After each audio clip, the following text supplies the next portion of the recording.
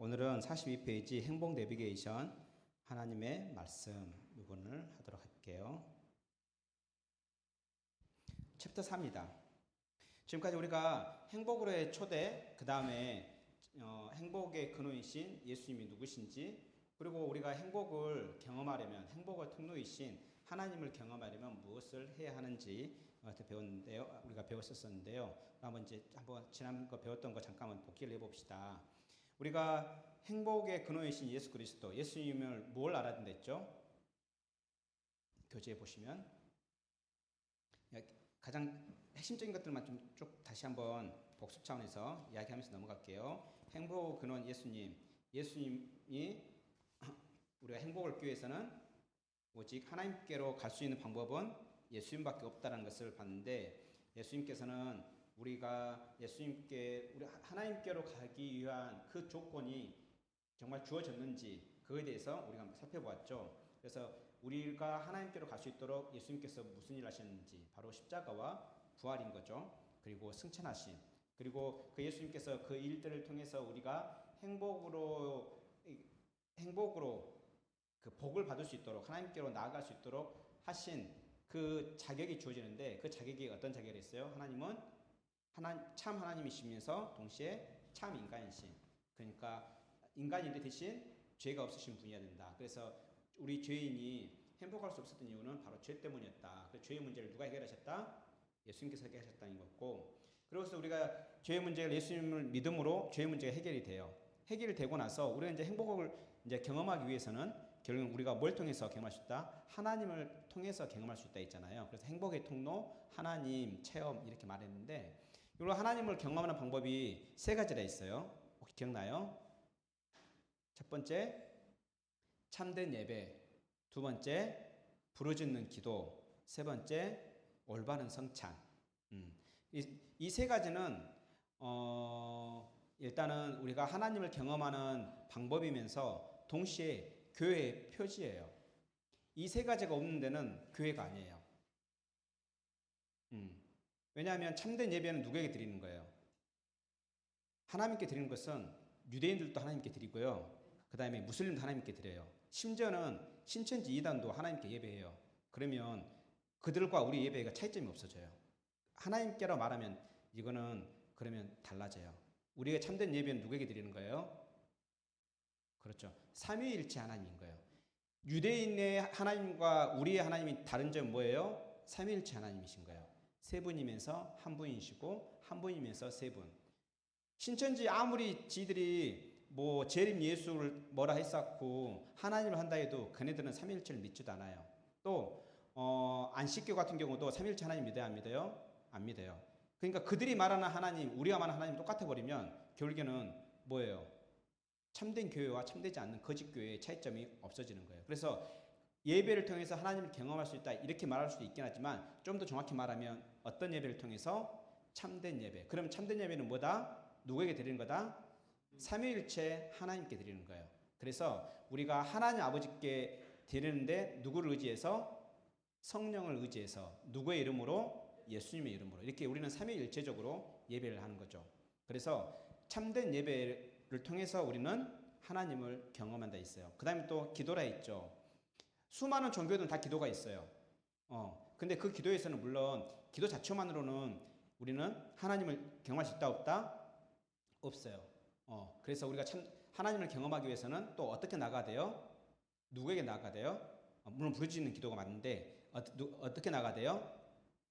하나님 아버지께 나아가는데, 우리가 어떻게 해서 하나님 아버지가 된 거예요? 하나님이. 그죠? 예수님을 통해서잖아요. 근데 우리가 예수님을 우리가 믿고 싶다 해서 믿어지나요? 절대 그러지 않아요. 누가 우리에게 믿음을 주셨기 때문에? 성령께서. 이렇듯이 우리는 삼위일체적으로 이거를 다 엮어지지 않으면은 우리의 기도가 헛방이 되고, 또 다른 종교에서 말하는 기도와 다를 수가 없는 거예요. 그래서 우리는 기본적으로 우리가 하나님을 아버지라 부르면서 기도한다는 자체가 이미 삼위일체적으로 기도하겠다는 증거예요. 왜 그렇습니까? 그 누구도 하나님을 아버지라 부를 수 있어요, 없어요? 우리는 무엇을 근거로 하나님을 아버지라 부를 수 있는 거예요? 여러분들 하나님께 아버지라 부를 수 있나요? 하나님을 아버지라 부를 수 없다 그 이야기는 조금 과하게 말하면 그 사람은 구원받지 못했다는 또 하나의 증거일 수 있어요. 왜냐하면 복음을 믿으면요 그 사람 안에 성령이 들어오세요. 성령이 내주하시면 우리로 하여금 하나님을 아버지라 부르짖게 만드세요. 부르짖게 만드세요. 다시 말하면 부르짖어 기도하게 만드시는 거예요. 그래서 하나님을 아버지라 아빠 아버지라 부르짖게 한다 했어요. 그러니까 우리가 하나님을 아빠 아버지라 부르짖지 못한다는 얘기는 반대로 말하면은 우리가 진실한 믿음이 우리에게 있다 없다? 없다라는 또 하나의 증거가 될 수 있는 거예요. 그래서 신앙생활을 함에도 불구하고 하나님을 아버지라 부를 줄 모르고 아버지 부르는 게 써먹써먹하다. 그거는 심각하게 그 사람의 신앙을 점검해 봐야 돼요.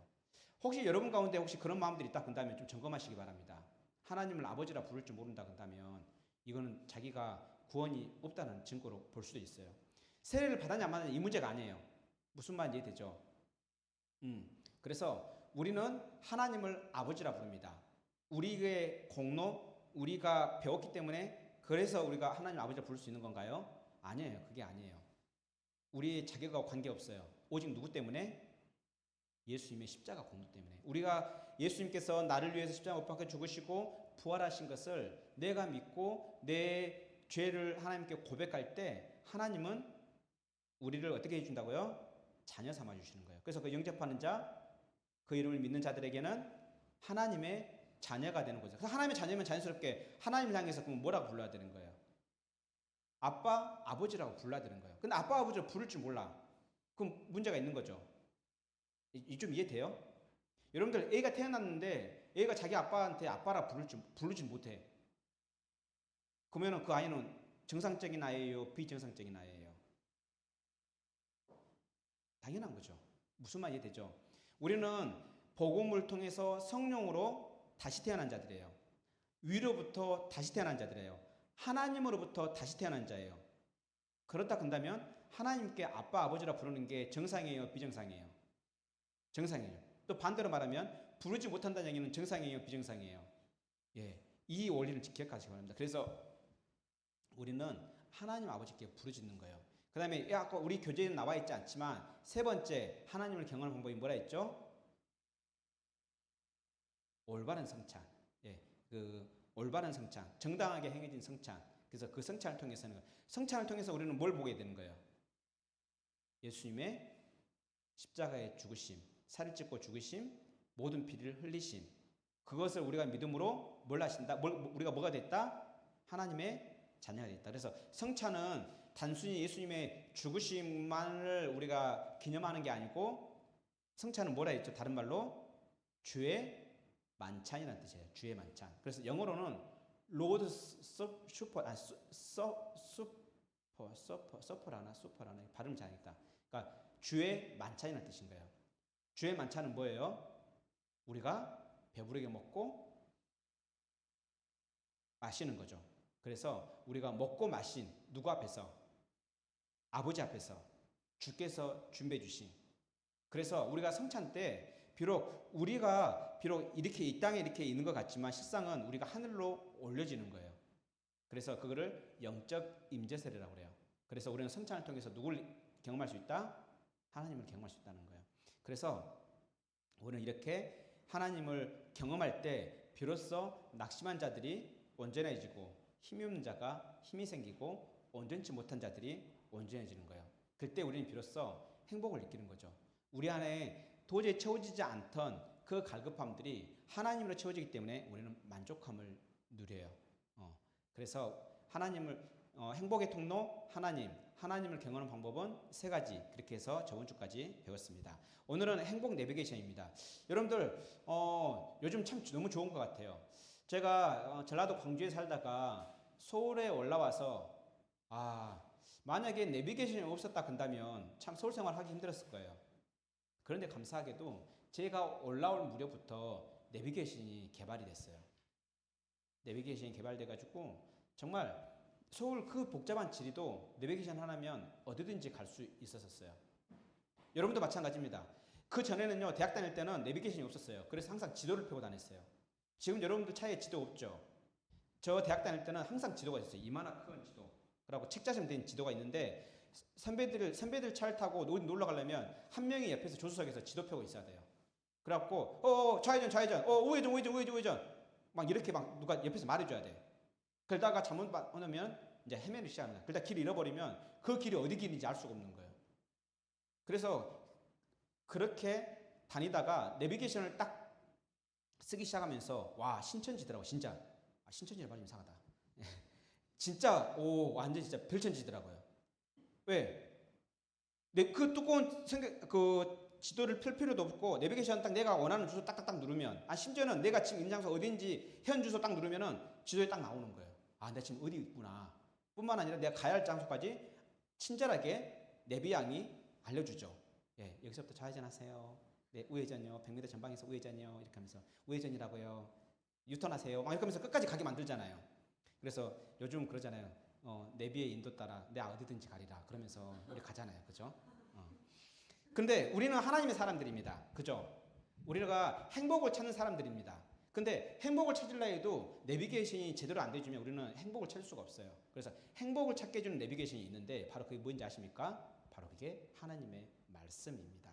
그래서 우리가 행복을 제대로 찾으려면 그러니까 우리가 행복을 하나님께로부터 받았음에도 불구하고 우리 눈이 어두워요. 맞죠? 눈이 어두워서 그러면 졸잖아 벌써부터 막 졸고 막 세상이 컴컴하고 그래서 이 컴컴한 세상에서 비록 눈을 뜨고 있어도 실제로는 우리가 무엇을 선택해야 행복한지 우리 알아요 몰라요? 모르는 거예요. 왼쪽으로 가야 할지 오른쪽으로 갈지 분명히 길은 보이긴 보이는데 어느 길로 가야 행복할 수 있는지 우리는 몰라요. 왜? 우리는 눈뜬 봉사거든요. 그래서 시편 기자는 뭐라고 그래요? 주의 말씀은 내 발의 등이라고 했던 이유가 바로 그 이유인 거예요. 그들 또한도 우리와 똑같이 살았던 사람들이잖아요. 눈을 뜨고 살았던 사람들이잖아요. 그럼에도 불구하고 주의 말씀 자기 발의 등이래요. 그 등이라면 뭔 말이에요? 지금 자기가 가고 있는 길이 밤이란 이야기고 낮이란 이야기예요. 밤이란 이야기예요. 우리가 가는 이 길은 밤이에요. 그렇기 때문에 등이 필요해요. 이 등과 같이 역할을 해주는 게 뭐다? 하나님의 말씀이라는 것을 기억하기 바랍니다. 예, 1번을 같이 이제 읽어가겠습니다. 부모님이나 윗사람에게 가장 많이 들었던 충고나 잔소리가 무엇입니까? 여러분들 부모님께나 윗사람들에게 잔소리 많이 듣죠? 그때 여러분들 기분이 어떻습니까? 딱 둘 중에 하나입니다. 거의 대부분 기분이 나빠할 수도 있어요. 그런데 반응이 다릅니다. 짜증을 확 내는 사람이 있는가 하면은 거기에 그대로 순종하는 사람. 물론 내 속으로는 어떤 기분이 드는지 모르지만 대부분 기분이 그렇게 좋아하진 않습니다. 충고나 잔소리 들을 때 누구도 좋아하는 사람, 기쁜 마음으로 듣는 사람 없어요.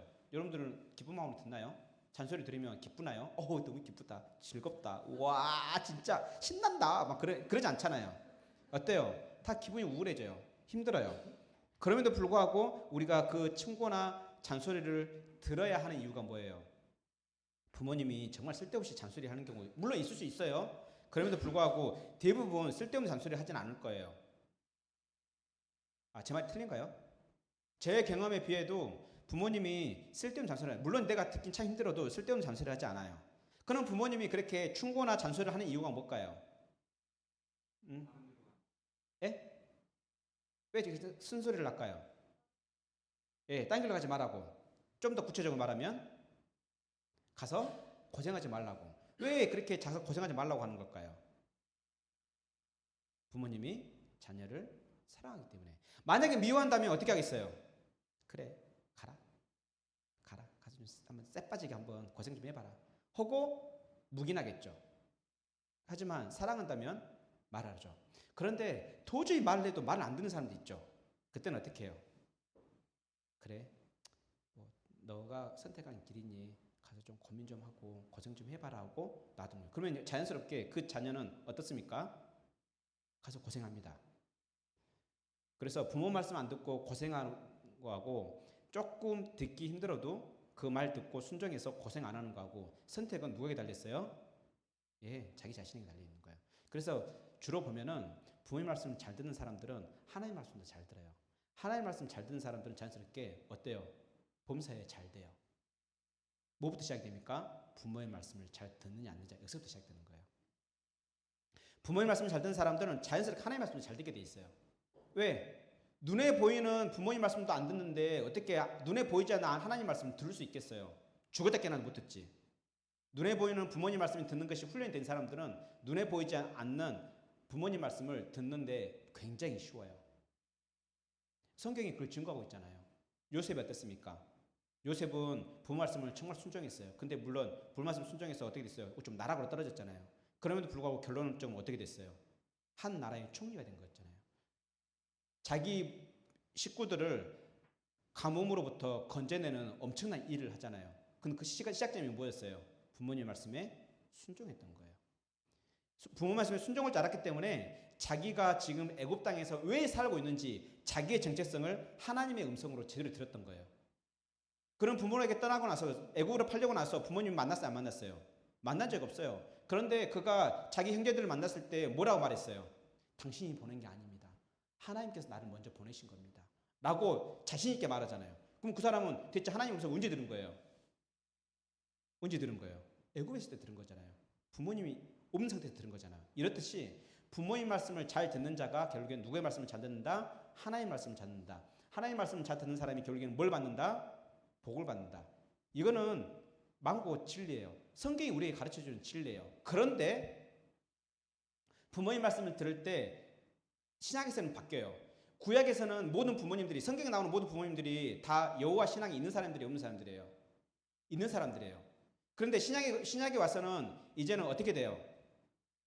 복음이 이방 민족들, 유대인이 아닌 다른 사람들에게 퍼지면서 이제 어떻게 돼요? 구약에서는 모든 사람이 하나님의 백성이었잖아요. 그러니까 부모님 말씀 듣는 문제가 안 됐는데 이제는 유대인이 아닌 다른 사람들, 예수님을 믿지 않는, 하나님을 믿지 않는 다른 사람들에게 복음이 전해지면서 이제 어떻게 돼요?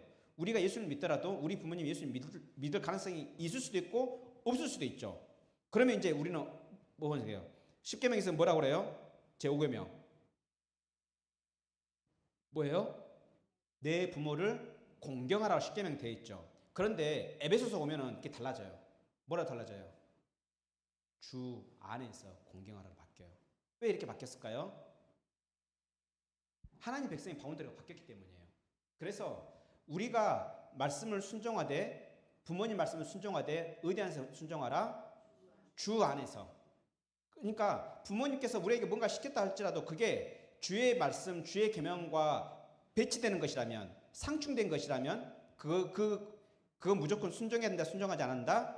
순종해야 될지는 말씀에 의거해서 살펴봐야 된다는 얘기예요. 왜요? 부모님이 더 높으신 분이에요? 하나님이 더 높으신 분이에요? 그러면 부모님 말씀 무조건 순종해야 되는 거예요? 무조건이 아니라는 얘기예요. 어디 안에서? 주 안에서라고. 그래서 에베소서는 10계명이 5계명이 바뀌는 거예요. 이해됐죠? 왜 바뀌는지 이해됐죠? 왜 10계명에서는 주 안에서 너희는 그냥 내 부모를 공경하라 이렇게만 되어 있는데 왜 신약에 와가지고는 주 안에서 공경하라 했는지 좀 이해가 됐죠? 그래서 이와 같이 우리는 부모님께 잔소리 듣고 충고를 들으면 힘들어해요. 그리고 심지어는 부모님과 싸우는 사람도 있어요. 아, 그건 진짜 호루자식이에요. 그런 사람들은 부모가 때려치지 이렇게 치지 않더라도 하나님께서 치시는 거예요. 왜요? 그런 자는 부모님 말씀 안 듣는 자는 누구의 말씀을 안 듣는 거예요? 하나님 말씀을 안 듣는 거기 때문에 하나님께서 그 사람의 복을 줄까요, 안 줄까요? 죽었다 깨나도 안 줘요. 이건 망고 사실이에요. 그러니까 정말 복을 받고 싶어요? 그럼 10계명으로 돌아가면 돼요. 10계명 말씀대로 살아가면 자연스럽게 하나님을 경험할 수 있고 하나님께 복을 받을 수밖에 없는 거예요. 이해되죠? 정말 복을 받기 원합니까? 그러면 말씀으로 돌아가기 바랍니다. 그러면 정말 쉬워져요. 그래서 우리가 이렇게 충고를 받는 건 그 충고하는 사람이 설마 우리에게 악한 감정이 있어서 충고를 할까요? 거의 그러지 않을 거예요. 악한 감정인 사람들은 충고가 아니라 뭘 할까요? 사탕 발린 소리를 하겠죠.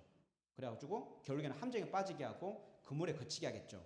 하지만 정말 사랑하는 사람들은 우리가 잘못된 걸 하고 있을 때 어떻게 해요? 그 길을 돌이키게 합니다. 사랑하기 때문입니다. 그래서 성경에서 뭐라고 그래요? 충고받지 않는 자, 그러니까 징계를 받지 않는 자는 어떤 자라고 그래요? 사생아라 하는 이유가 바로 이건 거예요. 부모가 없는 자인 거예요. 정말 부모는 그 사람이 잘못된 길을 가고 있으면 어떻게 해요? 충고를 내요? 아니면 그래 잘한다 칭찬을 할까요? 이건 당연한 거예요. 그래서 여러분들의 누군가가 충고를 한 사람이 있다 그런다면 그 소리를 정말 하나님께서 나를 바른 길로 가게 하시는 충고로 잘 받아들이기 바랍니다. 여러분들 솔로몬이 왕이 되었을 때 솔로몬이 제사를 하죠. 하나님께 천번의 제사를 하잖아요. 그래서 일천면제를 하는데 천번의 제사를 하면서 하나님이 나타나셨어요. 하나님 나타나시자 솔로몬이 하나님께 구했죠. 하나님께서 내가 너에게 뭘 줄까? 그랬더니 솔로몬이 뭘 달라 했을까요? 솔로몬이 뭘 달라 했을까요? 예, 우리 개역 한글에는 지혜로운 마음이라고 되어 있어요. 근데 이거를 원어적으로 정확히 직역을 하면 듣는 마음이에요. 그래서 잠언서에서는 듣는 게 지혜로운 거라고 되어 있어요. 그러니까 지혜로운 마음도 틀린 말은 아니지만 정확히 말하면 듣는 마음인 거예요. 그러니까 여러분 정말 지혜로운 사람이 되고 싶습니까? 그러면 듣는 마음을 먼저 갖기 바랍니다. 근데 있잖아요. 듣는 마음은 내 안에서 나타나지 않아요. 왜 그럴까요? 우리는 죄가 있기 때문에 듣는 걸 싫어해요. 말하는 걸 좋아하지 듣는 거 별로 안 좋아해요. 이게 우리가 죄인이라는 또 하나의 증거인 거예요. 그래서 솔로몬은요. 듣는 마음을 달라 했어요. 그랬더니 하나님께 주셨을까 안 주셨을까요? 하나님의 마음 너무 합한 거예요. 왜? 듣는 마음으로 하나님의 백성을 재판할 수 있도록 나에게 듣는 마음을 주세요. 왜요? 듣는 마음이라는 건 들을 줄 알아야 되잖아요. 잘 듣고 그래야지 판단할 거 아니에요. 뭐가 잘못됐고 뭐가 잘 됐는지. 그래야 옳고 그름, 불의와 공의를 재판할 수 있을 거잖아요. 그래서 이와 같이 듣는 마음을 가진 자가 진정으로 지혜로운 사람인 거예요.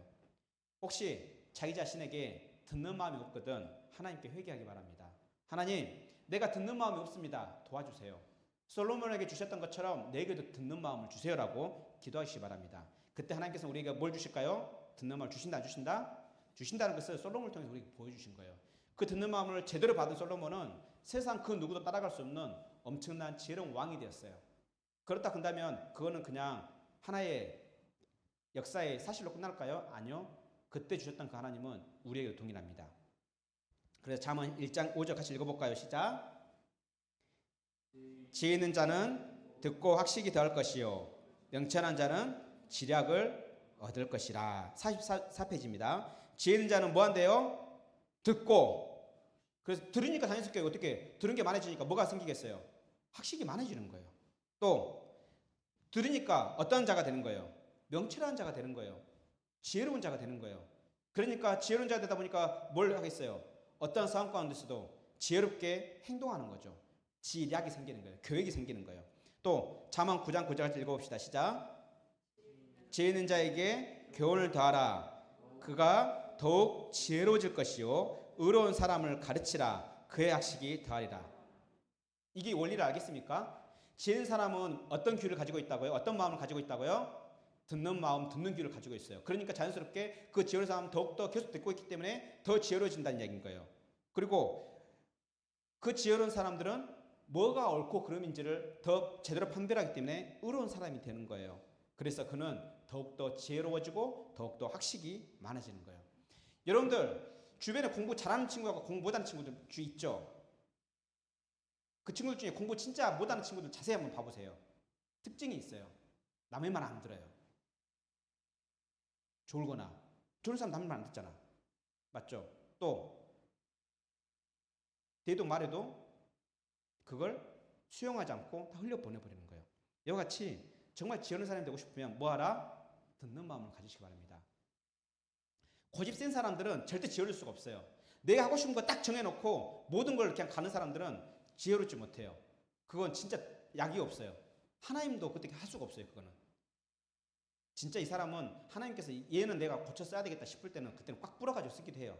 그래서 고난 가운데 밀어넣기도 해요. 대표적인 누구였습니까? 요셉 같은 경우. 요셉이 정말 어땠습니까? 잘 그걸 안 굽혔잖아요.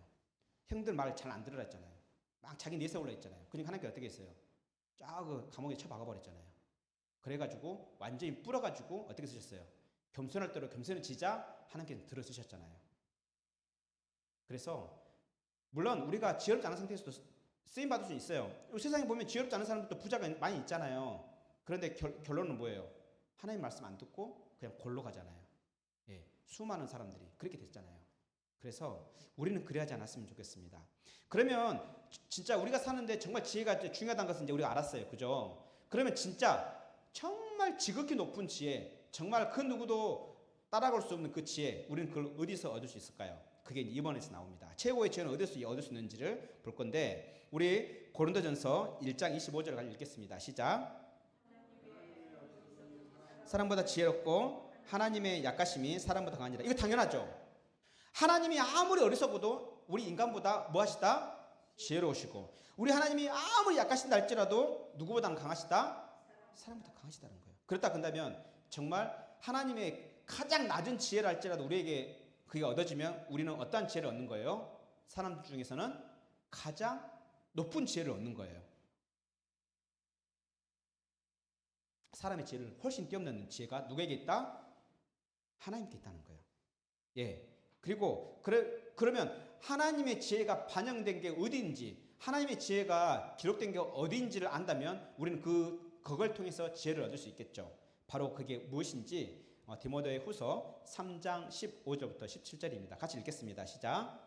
또 어려서부터 성경을 알았나니 성경은 능히 너를 하여금 그리스도 예수 안에 있는 믿음으로 말미암아 구원에 이르는 지혜가 있게 하느니라. 모든 성경은 하나님의 감동으로 된 것으로 교훈과 책망과 바르게 함과 의로 교육하기에 유익하니 이는 하나님의 사람으로 온전하게 하며 모든 선한 일을 행할 능력을 갖추게 하려 함이라. 아멘.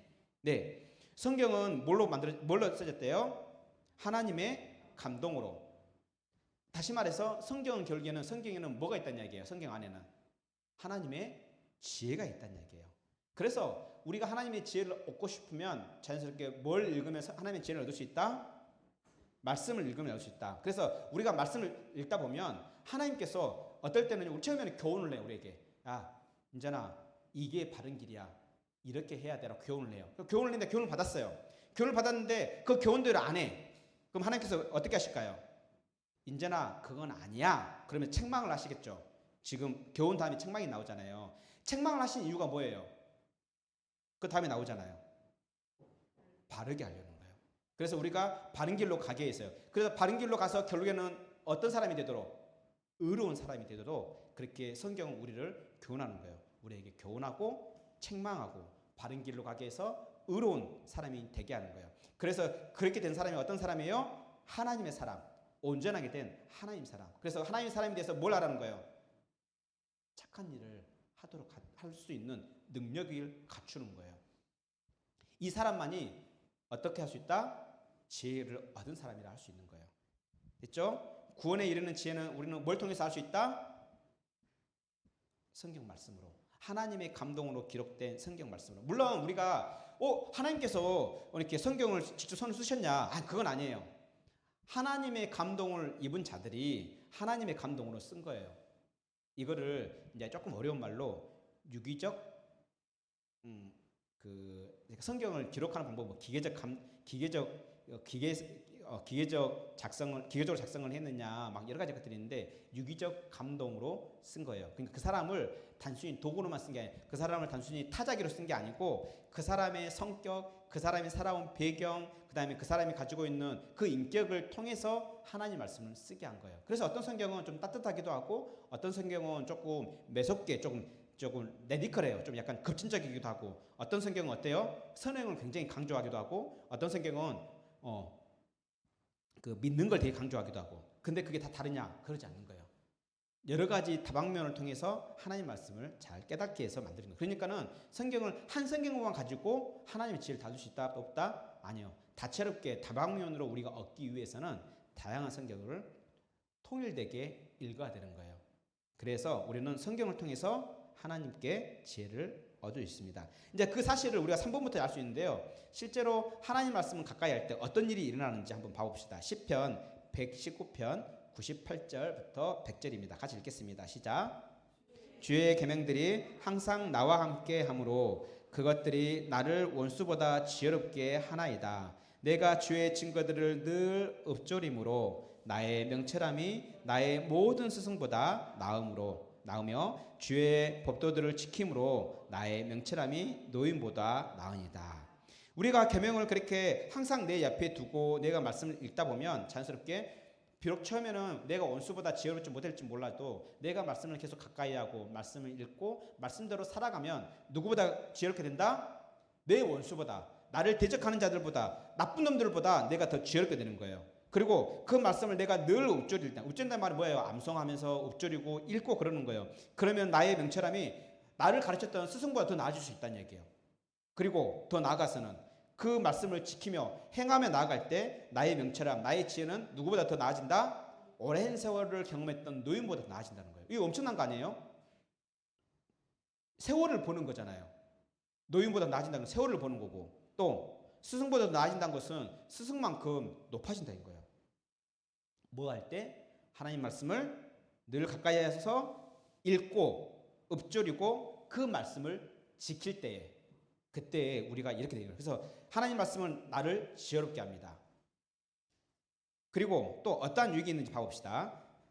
그 다음 페이지 보면 보면 시편 19편 7절부터 10절인데 같이 읽겠습니다. 시작.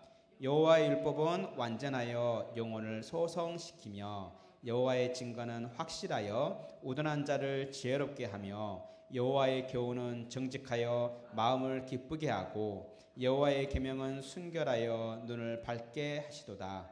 여호와를 경외하는 도는 정결하여 영원까지 이르고 여호와의 법도 진실하여 다 의로우니 곧 많은 순금보다 더 사모할 것이며 꿀과 송이꿀보다 더 달도다. 아멘. 여기 굉장히 엄청난 말을 하고 있어요.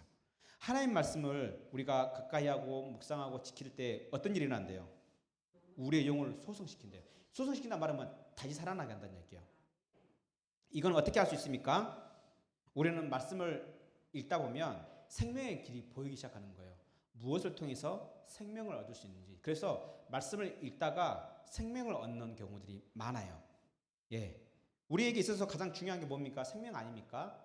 영원한 생명 아닙니까? 그 영원한 생명을 어디서 얻을 수 있다? 말씀을 묵상함으로 그 생명의 길을 발견할 수 있는 거예요. 그래서 그 생명의 길, 바로 그 생명의 말씀이 누구예요? 말씀으로 오신 예수님이 진정 우리의 생명의 길이라는 것을 말씀이 알게 해주세요. 그래서 그 말씀은 정말 이거는 뭐 신비예요.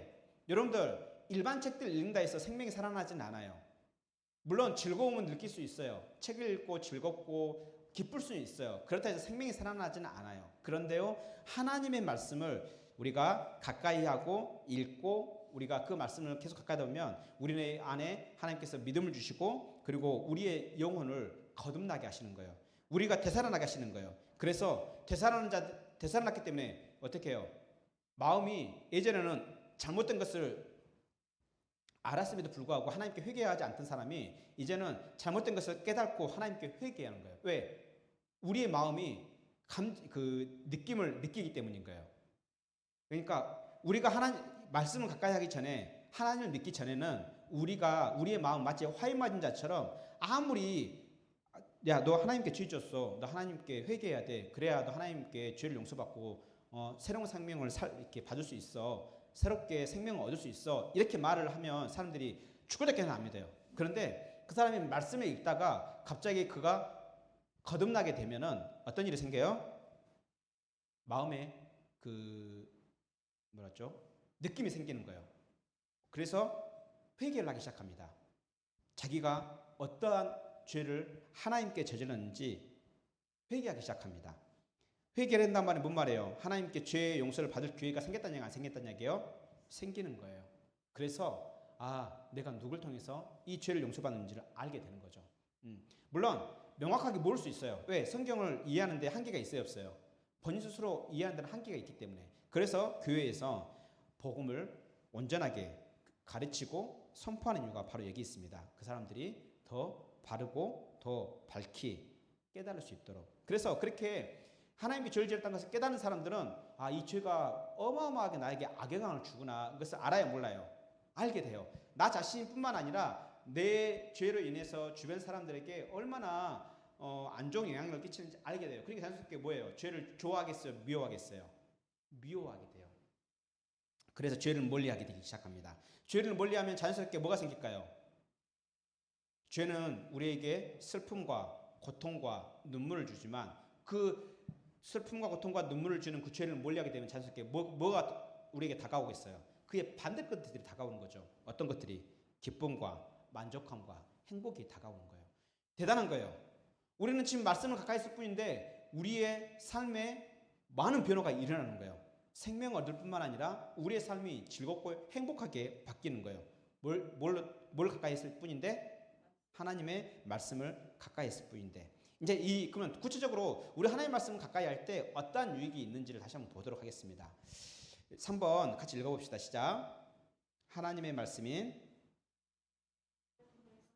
얻을 수 있는 유익이 무엇입니까? 이 성경을 통해서 가장 얻고 싶은 유익은 무엇입니까? 첫 번째 무엇입니까? 생명입니다. 우리가 말씀을 가까이 하고 말씀을 지킬 때 하나님께서는 우리에게 생명을 줍니다. 우리 야고보서 1장 18절 읽어봅시다. 시작. 그가 그 피조물 중에 우리로 한 첫 열매가 되게 하시려고 자기의 뜻을 따라 진리의 말씀으로 우리를 낳으셨는지라. 우리를 뭘로 낳으셨대요? 진리의 말씀으로. 그래서 우리가 진리의 말씀, 복음의 말씀을 들을 때 성령께서는 말씀을 통해 우리를 거듭나게 하세요. 거듭나게 하세요. 위로부터 태어나게 하세요. 새롭게 태어나게 하세요. 이렇듯이 우리는 이 말씀을 통해 생명을 얻습니다. 또 우리는 생명을 또한 말씀을 통해 유지할 수 있는 거예요. 그게 바로 마태복음 4장 4절인데요. 같이 읽겠습니다. 시작. 예수께서 대답하여 이르시되 기록되었으되 사람이 떡으로만 살 것이 아니요 하나님의 입으로부터 나오는 모든 말씀으로 살 것이라 하였느니라 하시니. 그래서 우리가 생명을 주는 그 양식이 무엇이다? 바로 말씀이라는 거예요. 그래서 하나님의 말씀은 우리의 영혼을 소성케 해요. 우리의 생명을 살려요. 우리의 영혼을 살릴 뿐만 아니라 우리가 하나님의 사람으로 하나님의 자녀로 거듭나게 하세요. 누가? 성령께서. 뭘 통해서? 복음의 말씀을 통해서. 그래서 우리는 복음의 말씀을 통해서 영적으로 병든 자들, 영적으로 죽은 자들, 또 영적으로 기운이 쇠한 자들을 다 온전하게 하신다는 얘기예요. 강하고 또한 그들이 팔팔하게 살아나게 합니다. 무엇이? 말씀이. 그래서 여러분들 병이 들고 아픕니까? 그렇다면 말씀으로 나아가기 바랍니다. 어디로 가야 할지 모르겠습니까? 그러면 말씀으로 나아가기 바랍니다. 그래서 모세는요 이스라엘 백성이 이렇게 당부했습니다. 내가 오늘날 너희에게 증언하는 이 모든 말을 너희의 마음에 두고 너희 자녀들에게 명령하여 이 율법의 모든 말씀을 지켜 행하게 하라. 이것들은 그냥 말씀드린 거죠. 너희에게 헛된 일이 아니라 너희의 생명이니 이 일로 말미암아 너희가 요단강을 건너 얻을 땅에서 너희의 날이 장구하리라 길 것이다. 이렇게 말씀하시는 거예요. 그래서 우리가 하나님 말씀을 통해 생명을 얻고 하나님 말씀을 통해 우리는 생명을 어떻게 해요? 유지할 수 있는 거예요. 그래서 하나님 말씀을 받고 생명을 얻었더라도 계속 말씀을 섭취하지 않으면 어떻게 됐어요? 그 사람이 영적으로 영혼이 어떻게 되겠어요? 여러분들 밥을 안 먹으면 어떻게 돼요? 힘이 없죠. 또 더 안 먹으면 어떻게 돼요? 병이 나겠죠. 그래서 문제가 생기는 것처럼 우리도 마찬가지 하나님의 말씀으로 거듭났다면 계속해서 뭘 먹어야 돼요? 양식을 먹어야 돼요. 그 양식이 뭐다? 말씀이라는 거예요. 그래서 우리는 말씀을 통해서 생명을 얻을 뿐만 아니라 생명을 유지하게 됩니다. 두 번째, 또한 말씀이 우리에게 뭘 주는지 봐봅시다. 두 번째, 뭘 준대요? 믿음. 우리 하나님은 말씀을 통해 믿음을 주십니다. 그 믿음을 주시는데 우리 그래서 성경을 읽다 보면 믿음이 계속 생겨요. 더 강건해져요. 로마서 10장 17절 같이 읽어봅시다. 시작.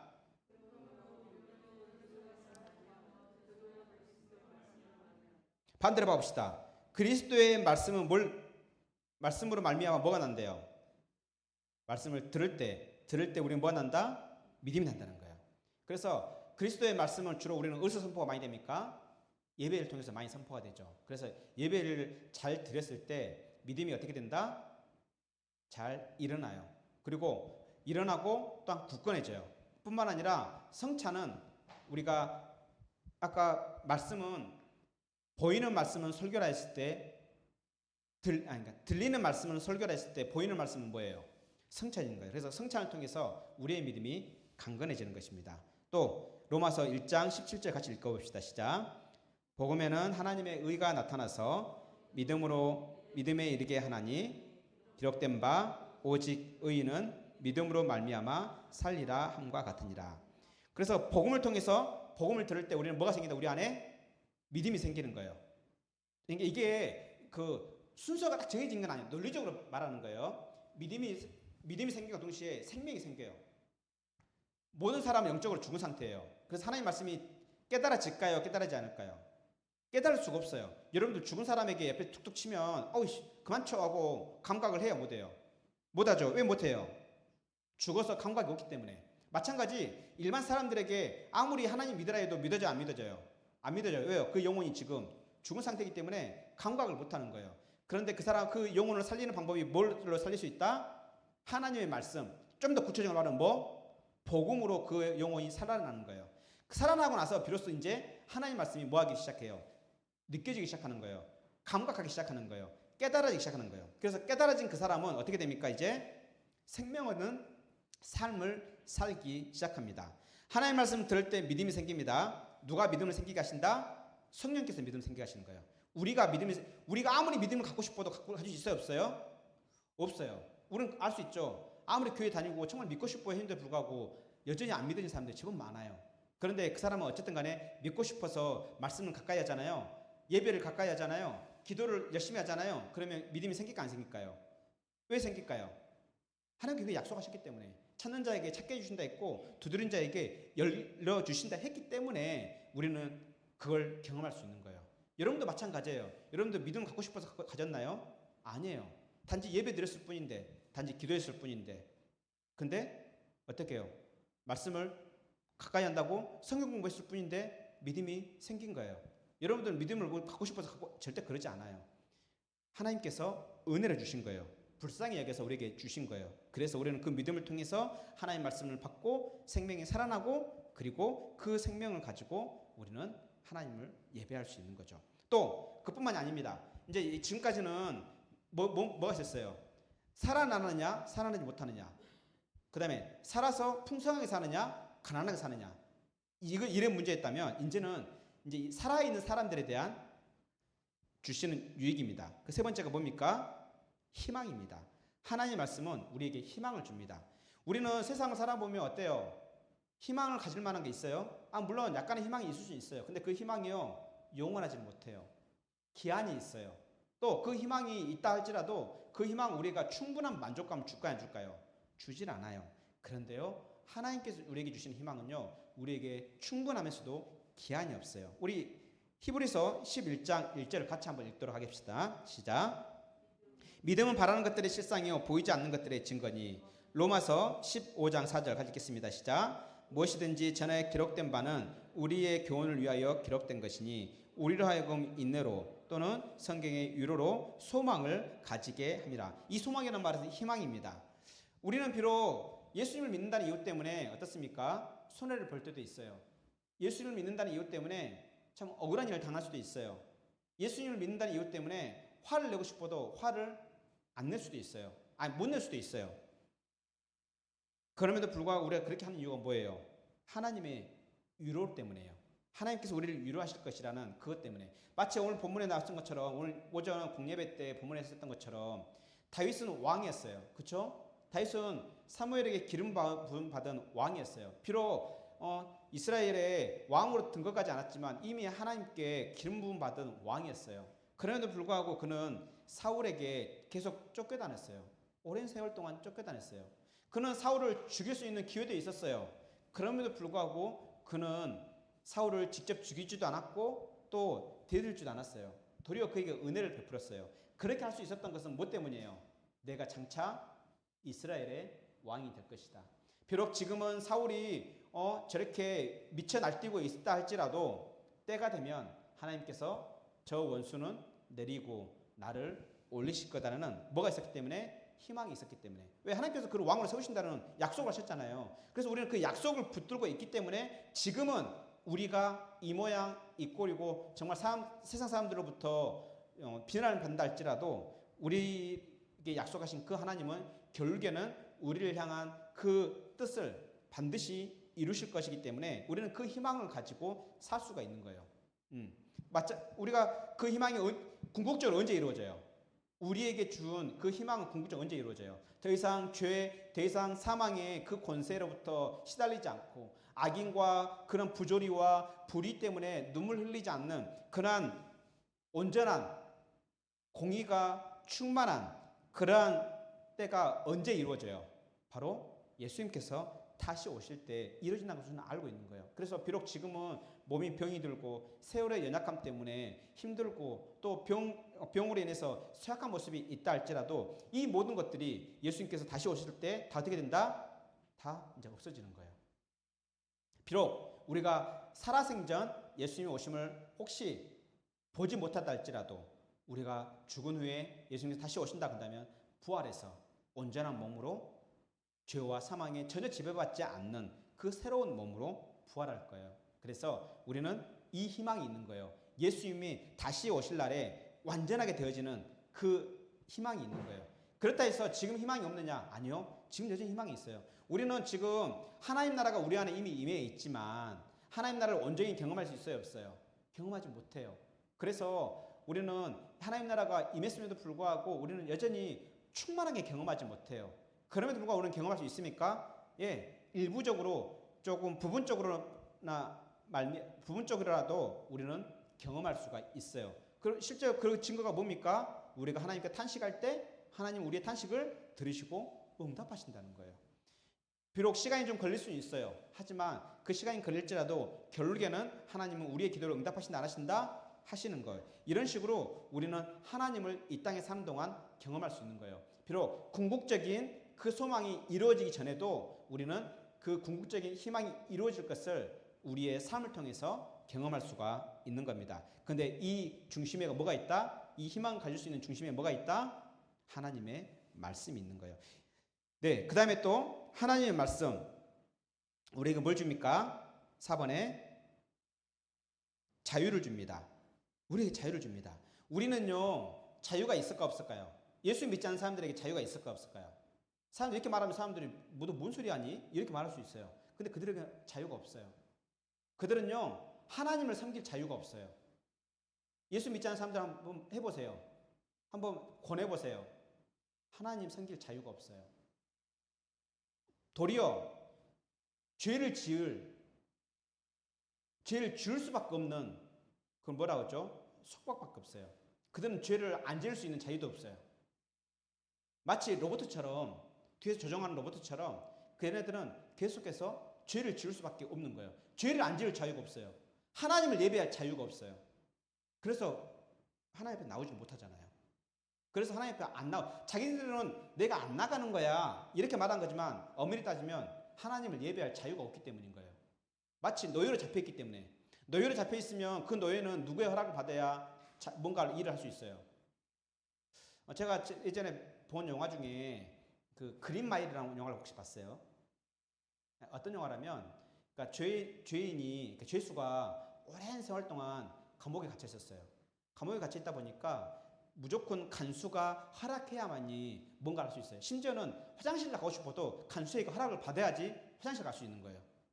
이렇게 20, 30년 동안 그렇게 생활하던 사람이 이제 사회에 나왔어요. 가석방이 돼가지고. 그래가지고 그 매장에서 이렇게 제품을 팔려 하는데 오줌이 마려운 거예요. 오줌이 마려우니까 보통 우리 같으면 오줌이 마려우면 어떻게 해요? 예, 그냥 화장실 가면 되는 거잖아요. 옆에 사람에게 야 잠깐 나 이게 클로징하고 나 화장실 갈게 하고 가면 되는 거잖아요. 그런데 그렇게 하지 않아요. 점장을 불러요. 점장님, 이게 무슨 일인지 알고 점장이 막 뛰어와요. 무슨 일이냐고. 저 화장실 가고 싶은데요. 가도 될까요? 이렇게 물어보는 거예요. 이 사람에겐 죄에 익숙해져 있기 때문에 화장실 갈 자유가 있는 거예요, 없는 거예요? 없는 거예요. 마찬가지 예수님을 믿지 않는 사람들, 그 안에 생명이 없는 사람들은 하나님께 나올 자유가 없어요. 죄를 안 지을 자유가 없는 거예요. 그런데 우리가 말씀을 통해 생명을 얻게 되면요, 하나님께 나올 자유가 생겨요. 이제 하나님께 나올 수 있는 거예요. 그럼에도 불구하고 하나님께 나올 자유를 포기하는 사람들 있죠, 스스로가. 이건 정말 미련한 사람들인 거예요. 말 그대로 성경의 말을 빌리면 지혜롭지 못한 사람들인 거예요.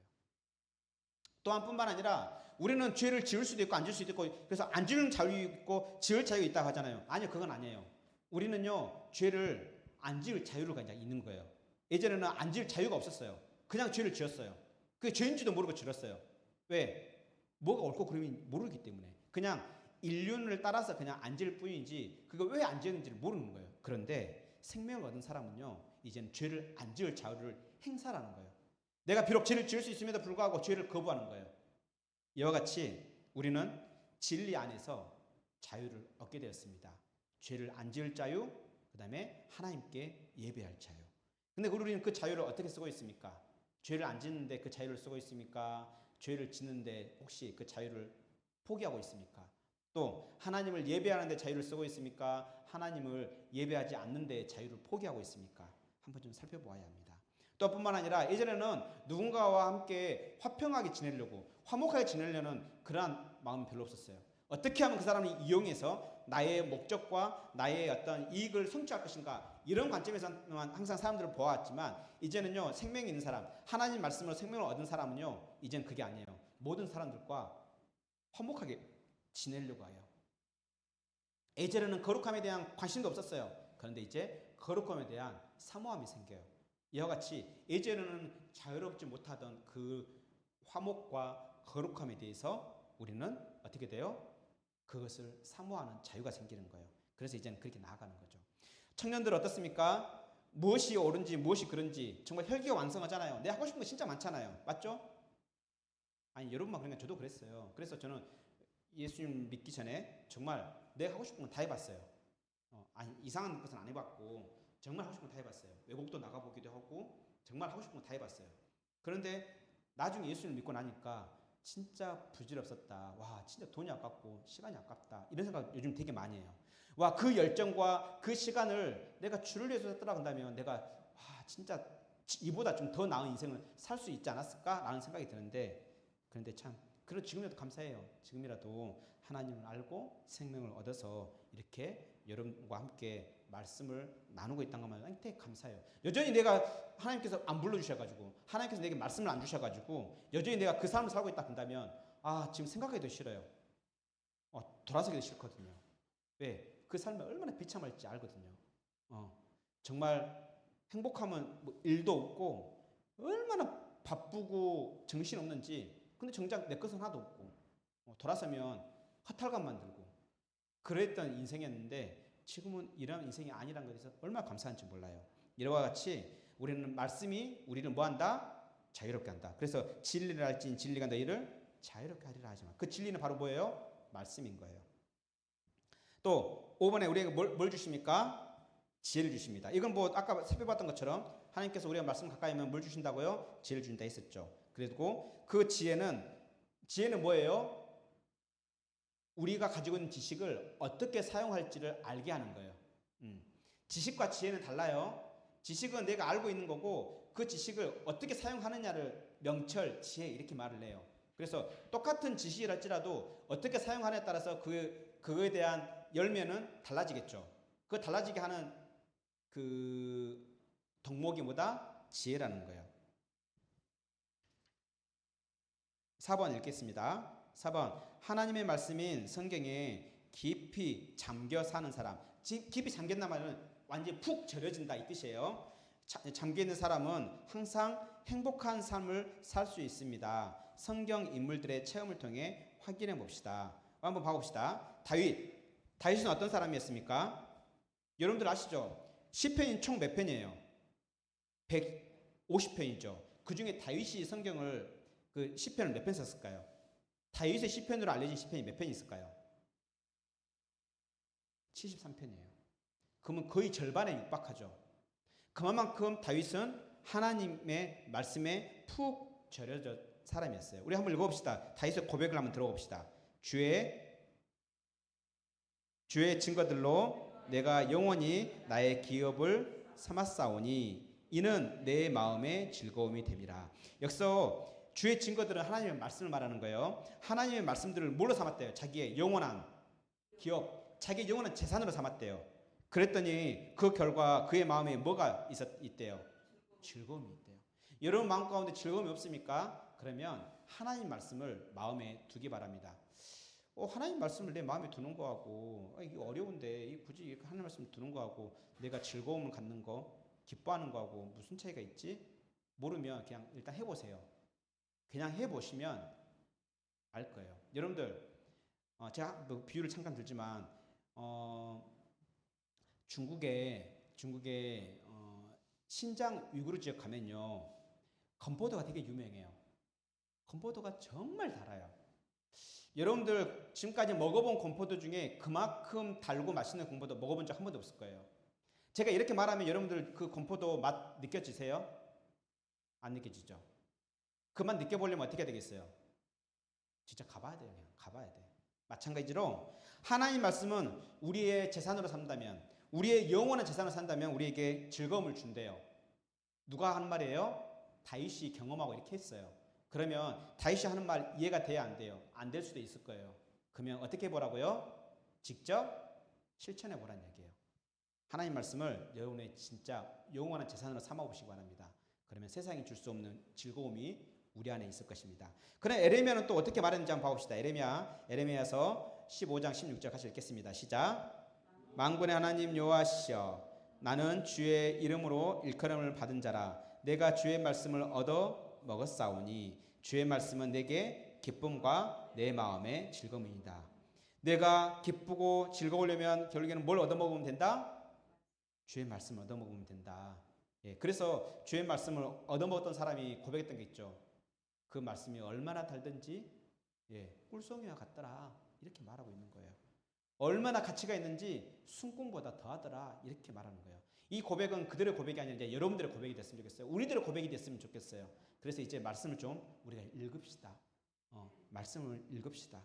제자들은 또 어떻게 되는지 봅시다. 우리 예수님의 제자들이 요한복음 15장 11절에서 예수님의 제자들이 어떤 일이 있었는지 읽어봅시다. 시작. 내가 이것을 너희에게 이름은 내 기쁨이 너희 안에 있어 너희 기쁨을 충만하게 함이니라. 예수님께서 이들에게 말씀을 선포하셨어요. 말씀을 들었어요. 말씀을 들었더니 이 제자들의 마음이 뭐가 충만하게 된다? 기쁨이 충만해지는데요. 예수님 안에 있던 그 큰 기쁨, 그 기쁨이 이들 충만해진대요. 여러분들, 기쁘다 해서 상황이 항상 기쁜, 내가 원하는 상황으로 다 바뀌었다, 이거 절대 이 이야기 아니에요. 예수님께서 이 말씀하실 때 수많은 바뀌는 사람들 있잖아요. 서기관들이나 제사장들은 예수님 죽이려고 눈에 불을 켜고 있었어요. 비난을 받았어요. 심지어는 예수님의 친가족들마저도 예수님을 인정하지 않았어요. 그런데 기뻐했대요. 누가? 예수님께서. 그러니까 이 기쁨은 환경의 영향을 받는다 안 받는다? 받지 않는 거예요. 그게 진짜 기쁨 아닐까요? 환경에 의해서 기쁜 것은 환경 때문에 기쁜 거잖아요. 근데 환경이 바뀌면 그럼 내 기쁨은 없어지는 거잖아요. 그런데 환경에 영향을 받지 않는 그 기쁨, 영원한 기쁨을 갖는다 한다면 우리는 진짜 기쁨 아닐까요? 우리는 항상 좋은 일만 있는 건 아니잖아요. 맞죠? 우리 친구들 학교 다니는데 항상 책도에만 있는 건 아니잖아. 그치? 시험도 있잖아. 그런 가운데서도 우리가 기쁠 수 있는 것보다 말씀이 우리 안에 있을 때 그렇게 된대요. 저는 우리가 그런 기쁨을 가졌으면 좋겠어요. 정말 힘들고 억울한 일이 있다 할지라도, 상황이 어떻게 바뀐다 할지라도 우리 안에 말씀으로 생겨진 그 기쁨은 그 누구도 빼앗을 수 없어요. 그 기쁨을 이제 누리기 바랍니다. 환경에 영향받지 않는 그 기쁨을 가지는 여러분들이 되기를 축원합니다. 우리 그 네모 한번 같이 읽어볼까요? 시작. 성경은 창조의 생명, 부활의 생명입니다. 성경은 우리의 영혼을 살리고 고치는 양식입니다. 성경은 하나님의 감동으로 되어 있어서 인생의 종로를 알려주는 교훈을 합니다. 성경은 우리가 곁길로 나쁜 길로 갈 때에 그리로 가면 안 된다라고 책망합니다. 성경은 우리가 나쁜 길로 갈 때에 이리로 오라고 바르게 해줍니다. 성경은 우리가 계속 종로로 머물며 생명과 능력과 보람과 행복과 축복과 희망을 얻도록 의로 교육해 줍니다. 성경은 하나님의 사람으로 온전하게 하며 모든 선한 일을 행할 능력을 갖추게 해 줍니다. 예수님을 믿고 성경을 배우고 성경을 확신하고 성경 말씀대로 살면 모든 선한 일을 할 수 있는 능력을 갖춥니다. 성경을 섭취하면 하나님의 온전한 사람이 됩니다. 기도하겠습니다. 하늘에 계신 우리 아버지여, 최고의 지혜자이신 하나님 아버지께서 인간의 언어로 기록된 성경을 통해 참된 지혜를 얻을 수 있도록 해주셔서 감사합니다. 하나님의 감동으로 된 성경을 부지런히 읽고 묵상하면서 하나님의 뜻을 발견하게 하시고 그 뜻대로 순종하며 살게 해 주시옵소서. 우리에게 하나님의 말씀을 바르게 이해할 수 있는 지혜와 옳고 그름을 분별하는 영적인 분별력을 허락해 주시옵소서. 성경을 우리의 삶과 신앙의 기준으로 삼아 방황하지 않게 해 주시고, 또한 말씀 중심의 바른 신앙생활을 통해 믿음이 계속해서 성장하고 성숙해질 수 있도록 저에게 은혜를 베풀어 주시옵소서. 참된 진리가 되시는 우리 구주 예수 그리스도의 이름으로 기도합니다.